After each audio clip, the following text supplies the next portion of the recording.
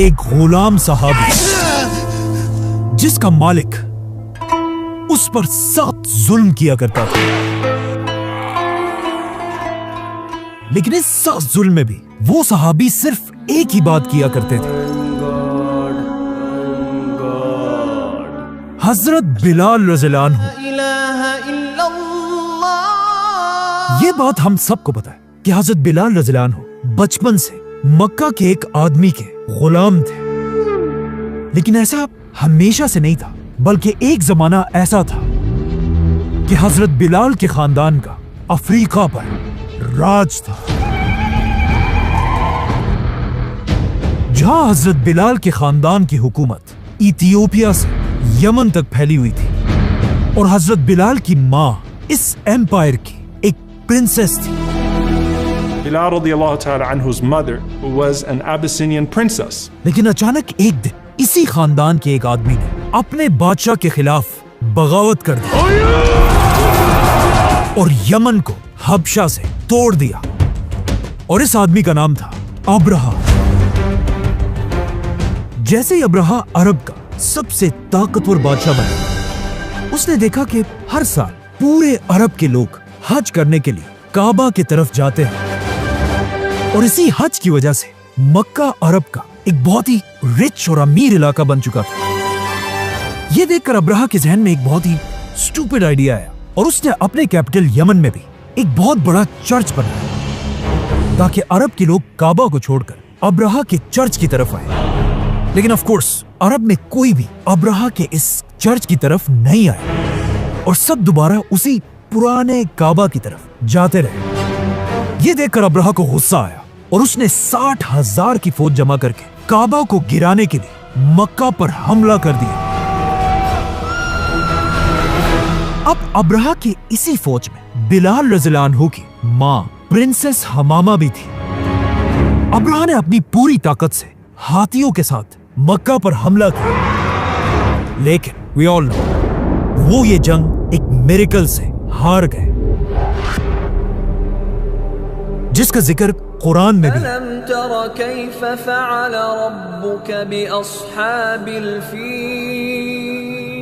अब अब्रहा तो इस जंग में मर गया, लेकिन मक्का के लोगों ने हजरत बिलाल रज़ियल्लाहु अन्हु की मां को अपना कैदी बना लिया और मक्का के बाजार में हबशा की शहजादी को एक गुलाम की तरह बेच दिया गया।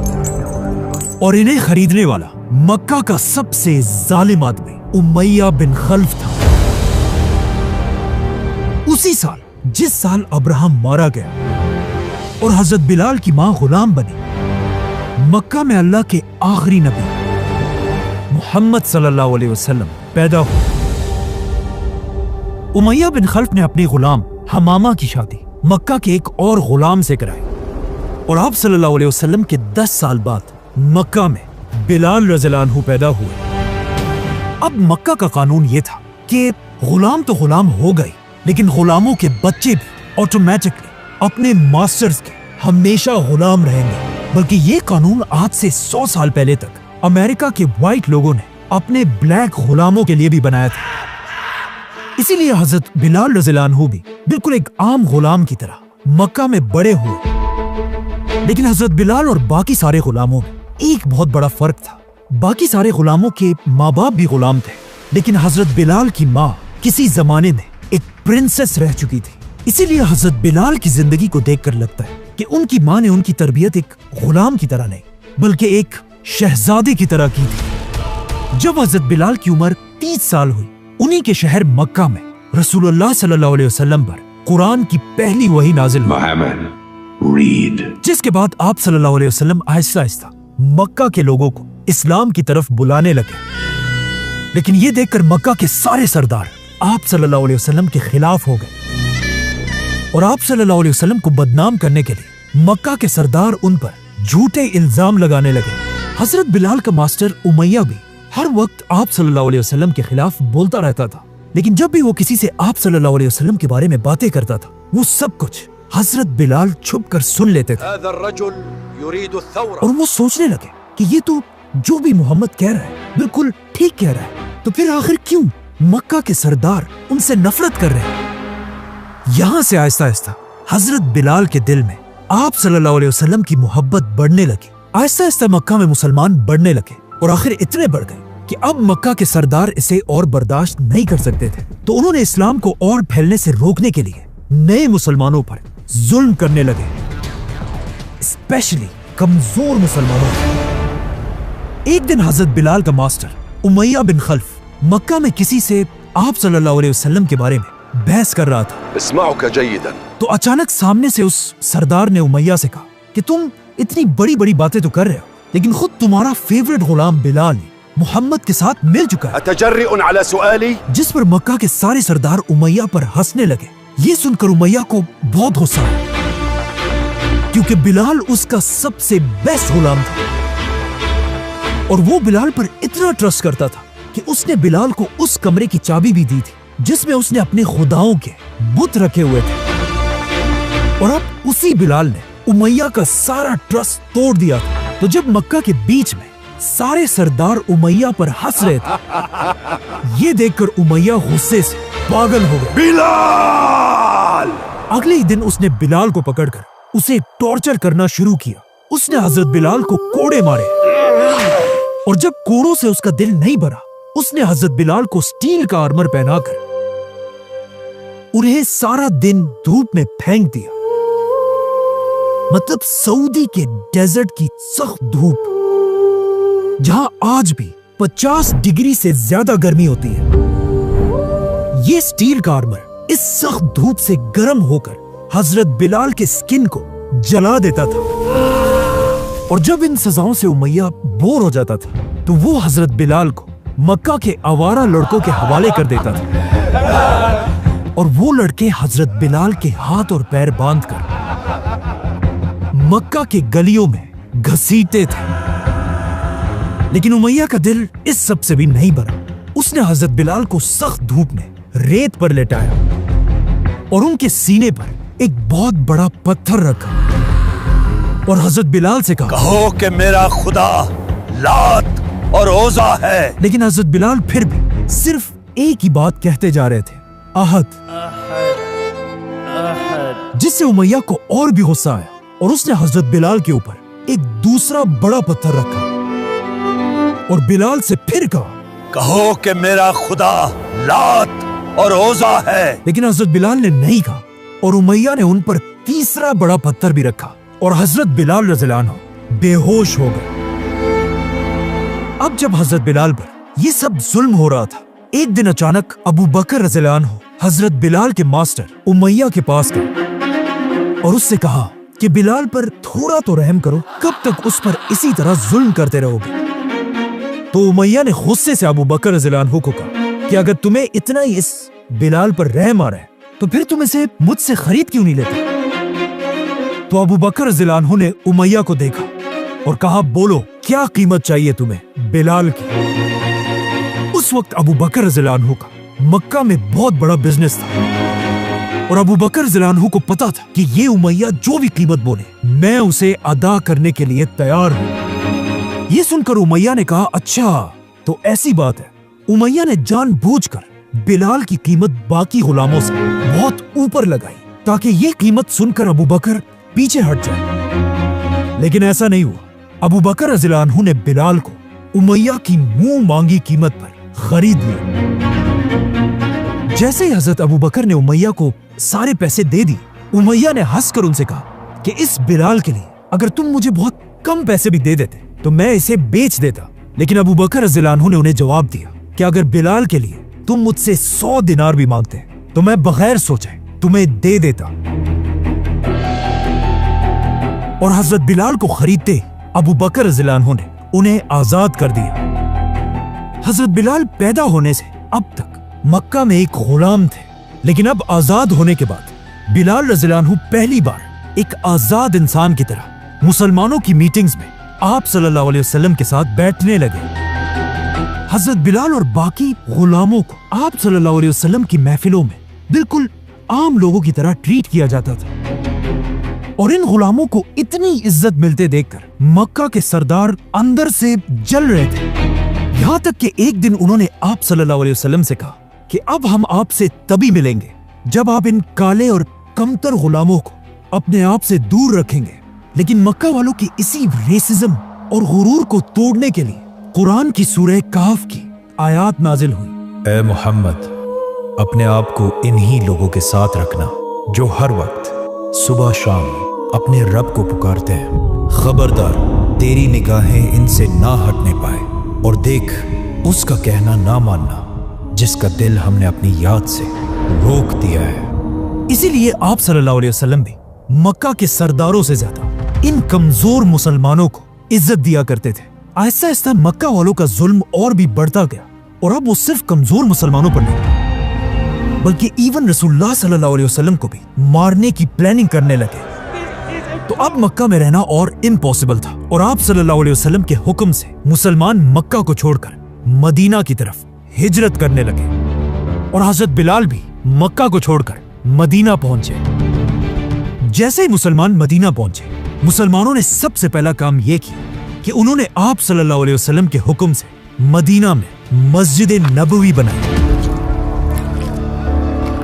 जैसे ही मस्जिद कंप्लीट हुई, यहां पर एक बहुत बड़ा मसला था कि अब मदीना के इन नए मुसलमानों को हर दिन 5 वक्त की नमाज के लिए कैसे बुलाया जाएगा। अल्लाहु अकबर। कुछ लोगों ने कहा हम यहाँ एक आग जलाकर लोगों को नमाज के लिए बुलाते हैं।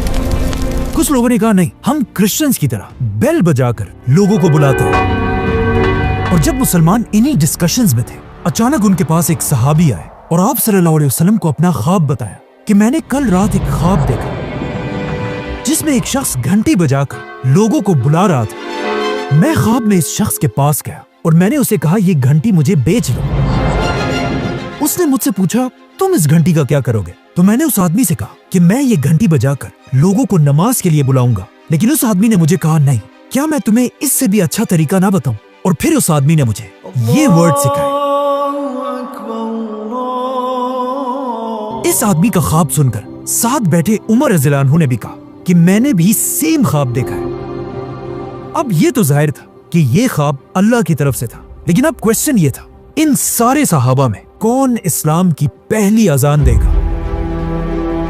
तो आप सल्लल्लाहु अलैहि वसल्लम ने उस सहाबी को हुक्म दिया कि जाओ और बिलाल को अपने ख्वाब के अल्फाज सिखाओ, क्योंकि बिलाल की आवाज बहुत ऊंची और खूबसूरत भी है। जिसके बाद हजरत बिलाल मस्जिद नबवी में खड़े हुए और इस्लाम की पहली अजान दी। आज पूरी दुनिया में ऐसा एक सेकंड भी नहीं गुजरता कि जब कहीं ना कहीं अजान दी जा रही हो।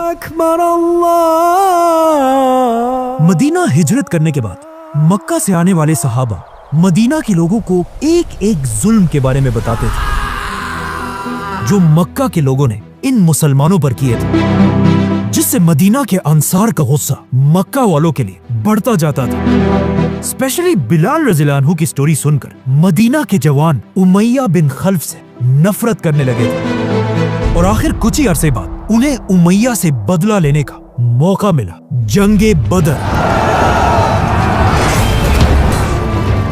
जिसमें 313 मुसलमानों की 1000 काफिरों से जंग थी, और मुसलमान अपने से 3 गुना बड़ी फौज थी। ये जंग जीत गए। जैसे ही जंग खत्म हुई, हजरत बिलाल का पुराना मास्टर उमैया बिन खल्फ भी कैदियों में पकड़ा गया।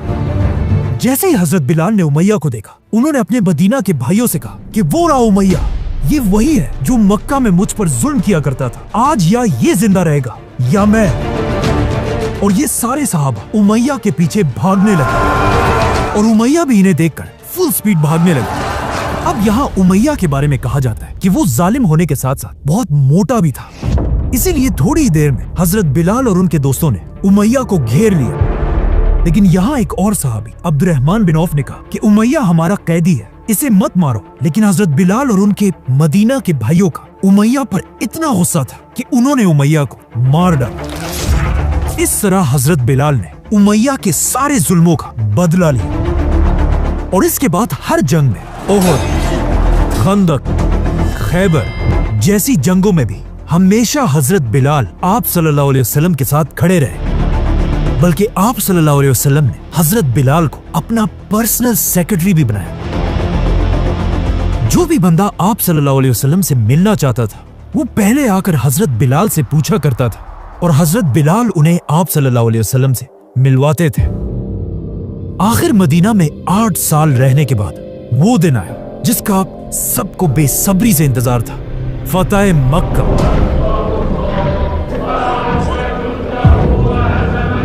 ये वही थोड़े से मुसलमान थे जो इससे 8 साल पहले मक्का को छोड़कर खाली हाथ मदीना गए थे, लेकिन अब सिर्फ 8 साल बाद आप सल्लल्लाहु अलैहि वसल्लम 10,000 की फौज के साथ मक्का में दाखिल हुए।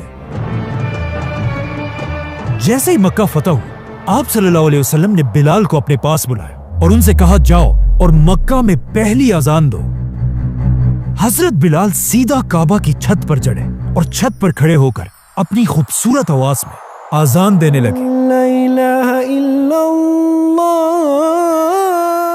मक्का के सारे सरदार हैरान होकर बिलाल की तरफ देख रहे थे, क्योंकि अब भी उनमें से कुछ लोग एक ब्लैक गुलाम की इतनी इज्जत बर्दाश्त नहीं कर सकते थे। इसीलिए हजरत बिलाल को ऐसे देखकर अबू जहल के भाई ने कहा के अलावा और कोई नहीं मिला, और मक्का के एक और आदमी ने कहा कि शुक्र है आज मेरा बाप मर गया, वरना इस गुलाम बिलाल को इतनी इज्जत मिलते देखकर उसने अभी मर जाना था। हजरत बिलाल की अजान के बाद आप सल्लल्लाहु अलैहि वसल्लम ने ऐलान किया कि मक्का के सारे लोगों को माफ कर दिया जाए और किसी से भी किसी किस्म का बदला नहीं लिया जाएगा। इस ऐलान के बाद हजरत बिलाल रज़ियल्लाहु अन्हु एक बार अपने दोस्तों के साथ मक्का में खड़े थे कि अचानक सामने से मक्का के पुराने सरदार अबू सुफियान गुजरे। तो हजरत बिलाल ने अबू सुफियान से कहा कि अबू सुफियान, तुम बहुत खुशकिस्मत आदमी हो कि अल्लाह की तलवार तुम्हारे गर्दन तक नहीं पहुंची। ये सुनकर अबू बकर रज़ियल्लाहु अन्हु ने हजरत बिलाल को ऐसी बातें करने से रोक दिया, लेकिन जब आप सल्लल्लाहु अलैहि वसल्लम को इसका पता चला, उन्होंने अबू बकर रज़ियल्लाहु अन्हु से कहा कि अगर तुम्हारी इस बात से तुमने बिलाल को नाराज कर लिया है तो ये जान लो कि तुमने अल्लाह को भी नाराज कर लिया। ये सुनते ही हजरत अबू बकर सीधा बिलाल रज़ियल्लाहु अन्हु के पास गए और उनसे अपनी की हुई बातों पर माफी मांगी। इसके अलावा एक दिन आप सल्लल्लाहु अलैहि वसल्लम ने यह भी फरमाया कि मैंने बिलाल के कदमों की आवाज जन्नत में भी सुनी है, और पूरी दुनिया से रेसिज्म हमेशा के लिए खत्म करने के लिए आप सल्लल्लाहु अलैहि वसल्लम ने अपने खुतबे में कहा कि किसी गोरे को किसी काले पर और किसी काले को किसी गोरे पर कोई बर्तरी नहीं। जिसके कुछ ही अरसे बाद आप सल्लल्लाहु अलैहि वसल्लम बीमार पड़ गए और आहिस्ता आहिस्ता उनकी बीमारी बढ़ती गई। हजरत बिलाल आप सल्लल्लाहु अलैहि वसल्लम को इस हालत में देखना बर्दाश्त नहीं कर सकते थे।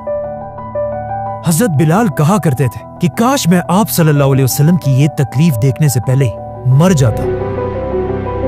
और उसके कुछ ही अरसे बाद आप सल्लल्लाहु अलैहि वसल्लम दुनिया से चले गए। आप सल्लल्लाहु अलैहि वसल्लम को दफनाने से पहले जब मदीना में नमाज का वक्त हुआ तो एज यूजुअल हजरत बिलाल अपनी ड्यूटी पूरी करने के लिए अजान देने खड़े हुए, लेकिन जैसे ही वो अजान देते हुए मोहम्मद के नाम तक पहुंचे, हजरत बिलाल रोने लगे और साथ ही पूरा मदीना रोने लगा। और इस दिन के बाद हजरत बिलाल ने इरादा किया कि वो आज के बाद कभी भी अजान नहीं देंगे। आप सल्लल्लाहु अलैहि वसल्लम के बाद अबू बकर रज़ियल्लाहु अन्हु मुसलमानों के पहले खलीफा बने, लेकिन हजरत बिलाल उनके दौर में जब भी मदीना में कहीं भी जाते थे उन्हें हर जगह आप सल्लल्लाहु अलैहि वसल्लम की याद आती थी। तो वो एक दिन खलीफा अबू बकर रज़ियल्लाहु अन्हु के पास गए और उनसे कहा, मुझे यहाँ से जाने की इजाजत दे। लेकिन खलीफा अबू बकर ने कहा कि नहीं, तुम यहाँ मदीना में ही रहोगे। ये सुनकर हजरत बिलाल ने उनसे पूछा कि क्या आपने मुझे गुलामी से आजाद अपने लिए किया था या अल्लाह के लिए? अगर अपने लिए आपने मुझे आजाद किया था तो ठीक है, मैं कहीं नहीं जाऊंगा, लेकिन अगर आपने मुझे अल्लाह के लिए आजाद किया था तो मुझे मदीना से जाने से ना रोके। जिस पर खलीफा अबू बकर ने उन्हें जाने की इजाजत दी और हजरत बिलाल मदीना छोड़कर शाम की तरफ चले गए। हजरत अबू बकर के बाद मुसलमानों के नए खलीफा उमर बिन खत्ताब रज़ियल्लाहु अन्हु बने, जिन्होंने इस खिलाफत के साइज को डबल और ट्रिपल से भी ज्यादा कर दिया। यहाँ तक कि यरमुक और कादसिया जैसी जंगें जीतने के बाद मुसलमानों ने पहली बार पैगंबरों के शहर जेरूसलम को फतह किया। और जेरूसलम फतह करने के फौरन बाद मुसलमानों ने सबसे पहले वहां एक मस्जिद बनाई, मस्जिद अक्सा। जैसे ये मस्जिद कंप्लीट हुई, हजरत उमर ने बिलाल रज़ियल्लाहु अन्हु को अपने पास बुलाया और उनसे रिक्वेस्ट की कि बिल्कुल मदीना और मक्का की तरह जेरूसलम की पहली अजान भी आप ही दें। हजरत बिलाल ने इससे पहले अजान देना छोड़ दिया था, लेकिन अब खलीफा उमर की रिक्वेस्ट पर हजरत बिलाल दोबारा खड़े हुए और जेरूसलम की पहली अजान दी। इस तरह इस्लाम की 3 होली सिटीज में मक्का, मदीना, जेरूसलम सबकी पहली अजान हजरत बिलाल रज़ियल्लाहु अन्हु ने दी थी, जहां आज तक हर दिन उसी तरह अजान दी जाती है। खलीफा उमर बिलाल रज़ियल्लाहु अन्हु की इतनी इज्जत किया करते थे कि एक बार अबू सुफियान रज़ियल्लाहु अन्हु मक्का के पुराने सरदारों के साथ खलीफा उमर से मिलने आए और उसी वक्त हजरत बिलाल भी कुछ पुराने गुलामों के साथ खलीफा उमर से मिलने आए। तो हजरत उमर ने अपना सेक्रेटरी भेजा, हजरत बिलाल और उनके दोस्तों को अंदर आने की इजाजत दी और अबू सुफियान और उनके सरदारों को कहा कि आप इंतजार करें, खलीफा बिजी है। यह देखकर अबू सुफियान रज़ियल्लाहु अन्हु को गुस्सा आया कि उमर इन पुराने गुलामों को हम सरदारों से ज्यादा इज्जत दे रहा है। लेकिन वहां बैठे एक शख्स ने अबू सुफियान से कहा कि अब गुस्सा करने का कोई फायदा नहीं है, इस्लाम इन गुलामों के लिए भी आया था और तुम सरदारों के लिए भी, लेकिन ये इस्लाम कबूल करके आज तुमसे आगे निकल गए और तुम सब पीछे रह गए। हजरत उमर बिलाल रज़ियल्लाहु अन्हु पर इतना ट्रस्ट करते थे कि उन्होंने हजरत बिलाल को खिलाफत की इंटेलिजेंस एजेंसी का मेंबर बनाया था और हजरत बिलाल सारे जनरल्स की खबरें खलीफा उमर तक पहुंचाते रहते थे। यहां तक कि जब हजरत उमर ने अपने सबसे बड़े जनरल खालिद बिन वलीद को हटाने का फैसला किया, हजरत उमर के इस ऑर्डर को खालिद बिन वलीद तक हजरत बिलाल ने पहुंचाया था। मतलब हजरत बिलाल अपनी जिंदगी में मक्का के एक आम गुलाम से अब दुनिया की सबसे बड़ी खिलाफत के सबसे बड़े ऑफिसर्स में से एक थे। बल्कि वो बिलाल जिसे एक जमाने में मक्का में कोई देखता भी नहीं था, अब उनकी शादी दुनिया के सबसे अमीर आदमी अब्दुर्रहमान बिन औफ रज़ियल्लाहु अन्हु की बहन से हुई थी। जिसके बाद आखिर हजरत बिलाल की जिंदगी की आखिरी अजान का दिन आया। जब हजरत बिलाल शाम में रह रहे थे, एक रात उन्होंने ख्वाब देखा जिसमें आप सल्लल्लाहु अलैहि वसल्लम उनके पास आए और हजरत बिलाल से कहा कि बिलाल तुम्हें क्या हो गया, तुम अब हमारे पास क्यों नहीं आते।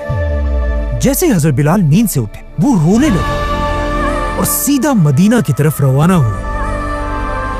जैसे ही हजरत बिलाल मदीना पहुंचे, उनकी नजर रसूलुल्लाह सल्लल्लाहु अलैहि वसल्लम के नवासों हसन और हुसैन पर पड़ी। हजरत बिलाल ने इन दोनों को गले लगाया। हसन और हुसैन रज़ियल्लाहु अन्हु ने हजरत बिलाल से रिक्वेस्ट की कि अब आप मदीना आ ही गए तो एक बार प्लीज आप सल्लल्लाहु अलैहि वसल्लम के दौर की याद दिलाने के लिए अजान दें। अब हजरत बिलाल अजान देना तो नहीं चाहते थे, लेकिन वो आप सल्लल्लाहु अलैहि वसल्लम के नवासे हजरत हसन की फरमाइश नहीं ठुकरा सकते थे और हजरत हसन तो दिखते भी बिल्कुल आप सल्लल्लाहु अलैहि वसल्लम की तरह थे। तो हजरत बिलाल कई सालों के बाद आगे बढ़े और मस्जिद नबी में खड़े होकर जोर से आजान देने लगे। अल्लाहु अकबर, अल्लाहु अकबर। जैसे ही हजरत बिलाल की आवाज मदीना की गलियों में फैली, लोग उनकी आवाज सुनकर हैरान रह गए। मदीना के बाजार में सब अपनी दुकानें खुली छोड़कर रसूलुल्लाह सल्लल्लाहु अलैहि वसल्लम की मस्जिद की तरफ भागने लगे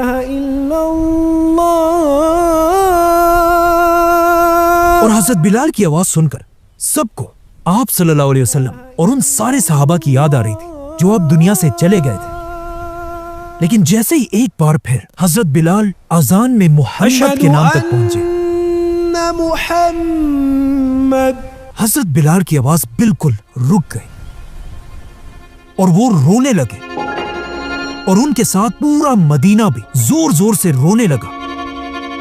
हजरत बिलाल ने दोबारा कोशिश की, लेकिन फिर मोहम्मद के नाम तक पहुंच गए। उनकी आवाज रुक गई और वो दोबारा रोने लगे। ये थी हजरत बिलाल की जिंदगी की आखिरी अजान, जिसके बाद वो वापस शाम गए और वहीं पर फौत हो गए, जहां आज तक उनकी कब्र है। और कहा जाता है हजरत बिलाल की कोई भी औलाद नहीं थी। लेकिन हजरत बिलाल के वफात के बाद भी पूरी दुनिया के मुसलमान उन्हें याद करते थे।